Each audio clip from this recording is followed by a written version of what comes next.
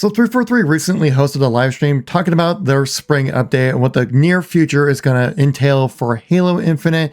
And for some of it, it's going to be very good. Some of it, maybe not so good for you. And some of it, pretty questionable. Like, we're definitely going to have to talk about the Fuel Rod SPNKr rocket launcher. That's right. It's not technically a fuel rod cannon, but not fully a rocket launcher. It's somewhere in the middle. We're gonna have to talk about that, as well as big changes coming to the operations system, and they're actually bringing back the FOMO. That's right, the one thing that Halo Infinite has been praised on continuously throughout its lifespan. It's actually taken a step back a little bit on that. We'll have to get into the details about it. And the roadmap for Halo competitive events, talking about like if you're going to be able to go to a Halo event, which I highly suggest you do if you ever have a chance. And of course, the major nerfs and buffs that are happening to the sandbox. One in very particular, I am extremely happy about. But the too long didn't watch this video, because I know there's so many of you guys who only watch the first 30 seconds and then bounce out. I'll just tell you that right now, it looks like a good update. The next coming operations look pretty nice as well. There are some parts where I'm like, man, you really had to go and do that, but we are where we are right now, so I totally understand it. So if you guys want to catch all the details, make sure you stay tuned throughout the whole video to catch all the details. So 343 is doing a pretty big change when it comes to the operations seasonal updates that they have been doing, and how the whole thing works out, and how the monetization has been kind of kicked up a little bit, but also giving you opportunities to unlock things for free. It's kind of a give and a take when it comes to what they change. So what does the spring update entail here? Well, on the live stream here, they showcase the spring update. First one being Operation Frontlines, your typical operation, right? But this is a little different because this one actually has 50 tiers if you're a premium member. If you're a regular free player for all those, it's your regular 20 tiers with one armor set, all your regular goodies out there. But if you're a premium guy, you get 50 tiers, and you also get 4 armor sets you can unlock. So there is a little bit of an extra incentive right there, but that extra incentive does come with an additional price. Because of the typical 500 premium pass, guys, it's now been doubled to 1,000 credits when it comes to your pass. So however that entails to your local area. In the US dollars, it's about $10 right there in cost, which does double the price, but also you are getting more than double the amount of tiers when it comes to an operation, so it kind of trades off there. Plus you get a bunch of different armor sets that eventually do go into the shop. So basically what's happening that, you know, you've always wanted to talk about getting items in the shop, but they're too expensive, right? Well, basically 343 is trying to find a nice middle ground here for you guys. So basically how this is going to work out, the additional premium tiers, the extra 30 tiers that you get within the battle pass, the other 3 armor sets you get for getting the premium edition, you can unlock those by getting them in the event pass right here. But then if you either don't buy into it or don't finish out the pass, those armor sets then get put into the shop. So basically these operation passes are going to kind of count as like early access to the store for a discounted price if you're willing to grind out all 50 tiers. So not all the awesome armor sets are gonna be tied to strictly the store. I'm sure some of the older ones will, because that'd be kind of undercutting people who have already bought into those. But anything moving forward seems to be that's the model. So you get essentially early access to the store in the premium version of the pass for that operation. And then 3 months later, once the next update comes in, that's when you'll see those armor sets that were going to be in this pass put into the shop. Now, the big trade-off is that FOMO is coming back now. FOMO as in, if you don't complete the pass, it's actually going to be gone forever, right? The durable pass system that we've championed Halo Studios for the longest time for, and that's kind of like the one big credit for innovation that they've actually been credited for, is actually now going to be kind of just gone, which is a big shame, right? Like leaning into the whole FOMO side of things is something we just don't want to see in Halo. But given the player base, given the current state of Halo, and given the amount of content that you have, you need to find a way to kind of stretch out this content, string players along until the next game comes out. So I totally get it. Now for me, I don't really care much for customization, right? Armor sets, they look nice, that's cool and everything, but I don't play the game to unlock customization. I play the game because it has fun experiences and good gameplay that I want to continue engaging with. But it seems like in the current era of gaming that it's all about unlocking skins and customization rather than actually playing for the actual gameplay. It's a weird mentality thing. So if the pass is not durable and goes away, and so you don't complete all the free stuff in the store, what happens then? Well, well, then that stuff actually gets moved over to the exchange in the next update, which would be the summer update, which would be coming around here in May. So that's when you would see that kind of stuff come around. So you do have quite some early access time, some time to kind of grind out the bit of the content. But again, these passes only last a month, right? If you don't buy into it, it doesn't become durable and it just goes away. So there is a big aspect of FOMO that's kind of plaguing Halo Infinite now, which I hate to see, like I said earlier, but it's kind of a give and take when it comes to a free-to-play shooter. Sketch definitely went into this a lot when it came to talking about like, oh yeah, like, you know, hey, it's a free-to-play game. It's going to be like that moving forward. He like definitely sugarcoated it the best he could when it came to delivering it, which can be a little bit downside or hard news to take. And Halo Studios is continuing to mix things up a little bit here because the first big drop of content was going to come with each major update, right? With the spring update, that's where you have the big 50 tier one. And then because next following up ones, which would be like the Blue Team one coming out in March 11th and Forerunner Operation coming out on April 8th. These will be your regular 20 tier passes that we've seen previously. But again, they're not durable, they go away over time. Next thing coming with the spring update is the game mode of Assault coming in to Halo. This is the long classic mode that's been in Halo since Halo 2, it says right here. Now coming into Halo Infinite. This mode actually will be added into the HCS side of things as well.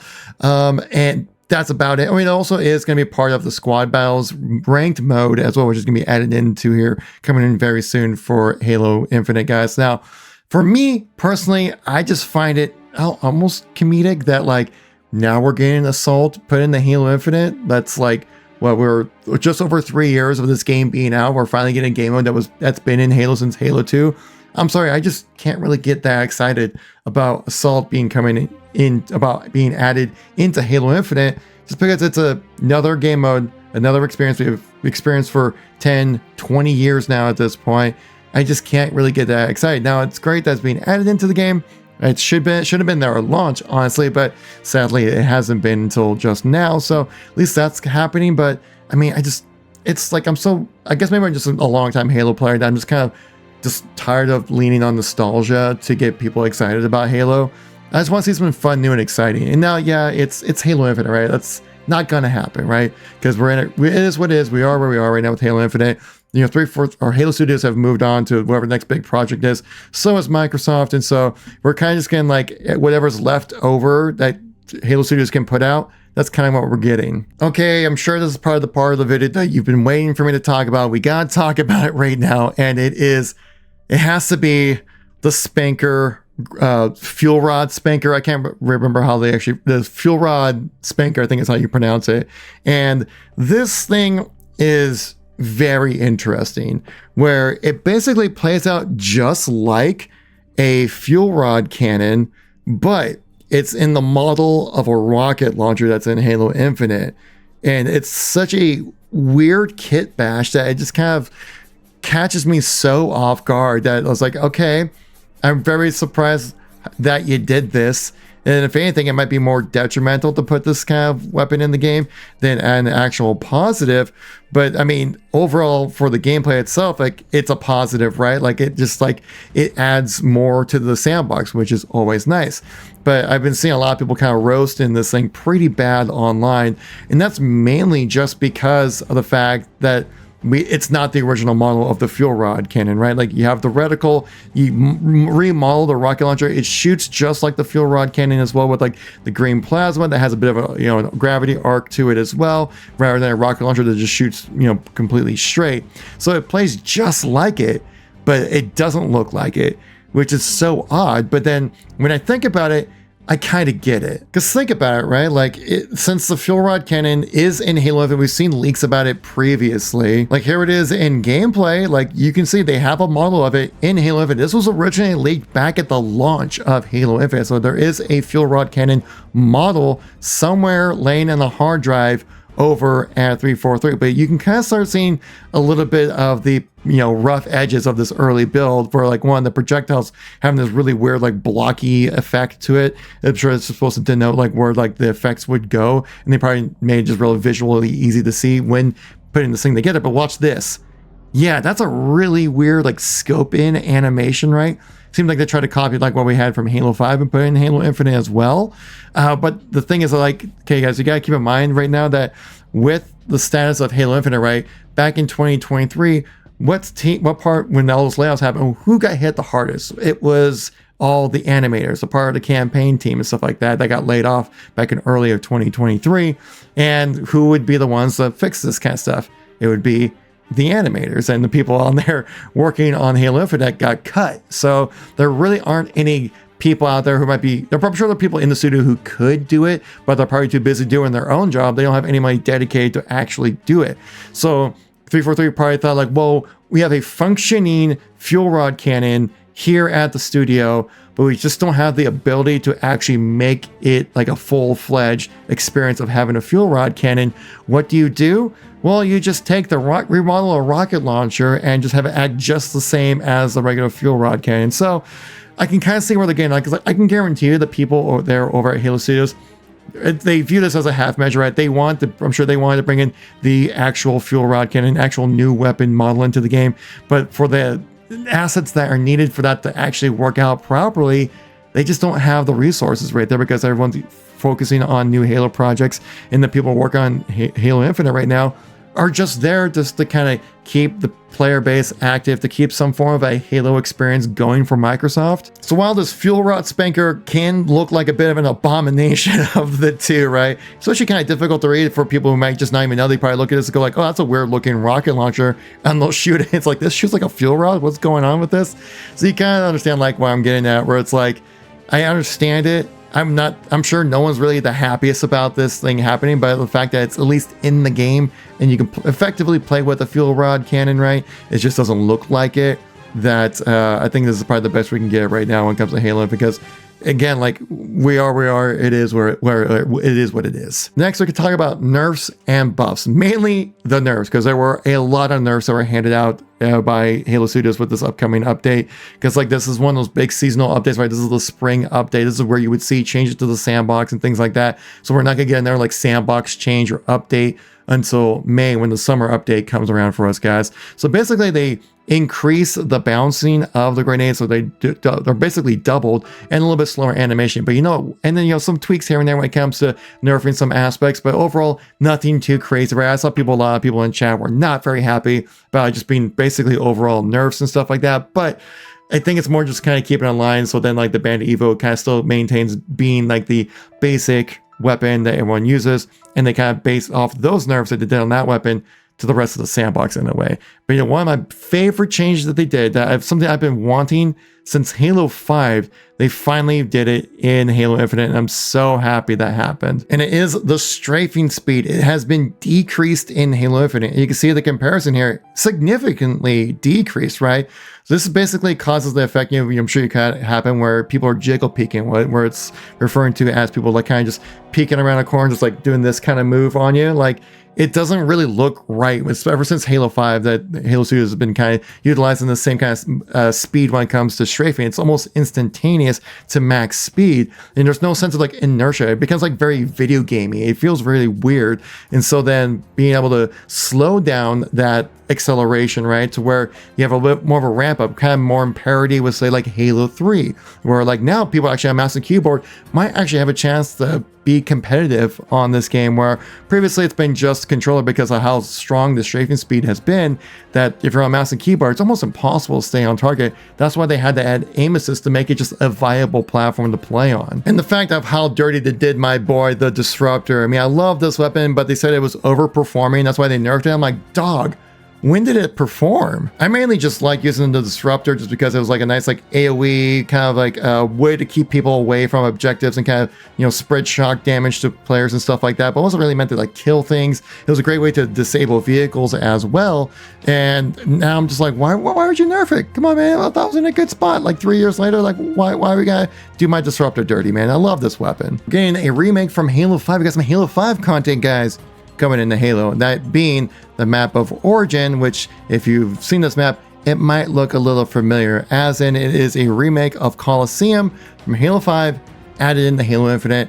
I am like, yes, thank you very much. I love this map back in Halo 5. So glad to see it back. And this is like dev quality forging that's on this map as well. So hats off to Dark Maven, you know, Hill Mike and Karmaplex. All that crew just freaking slayed it with this map. It looks so good. And 343 made a bunch of really crucial changes when it comes to a lot of the maps, adding in a lot of these more hidden jump spots to kind of add skill jumps into the game. Key locations where you're like, man, I wish I could just like move up there, but it's so blocked up. There's like no way to move around the map.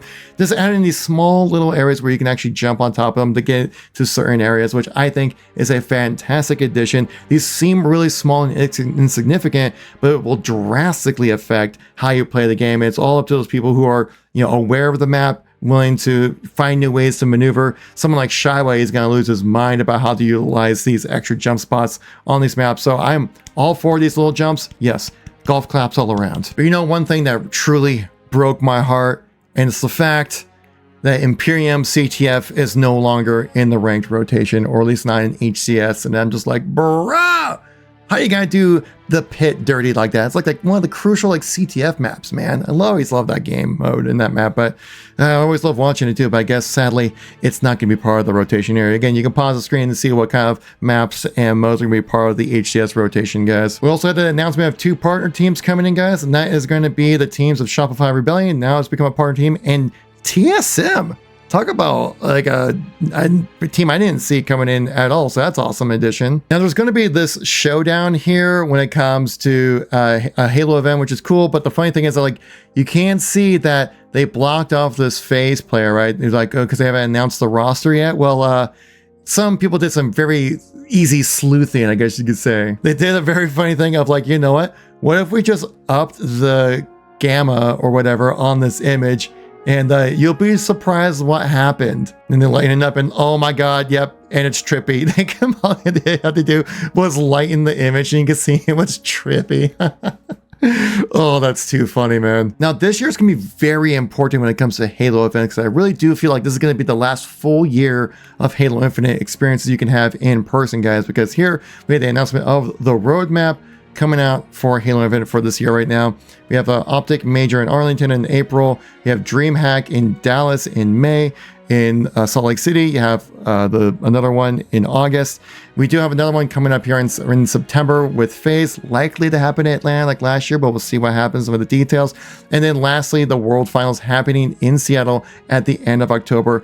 I will be at this event right here. So if you guys are in the Seattle area, want to be at Worlds, I'll be there. So feel free to stop by and say hi when you get there. If you made it this far in the video, I hope I earned your like, maybe even a subscribe. And if I want to know who the real ones are, leave a green heart in the comments to let me know who you're all out there. I'll make sure to like your comment. I really do. So you guys, thank you all for watching. Greatly appreciate it. And I'll catch you all in the next one.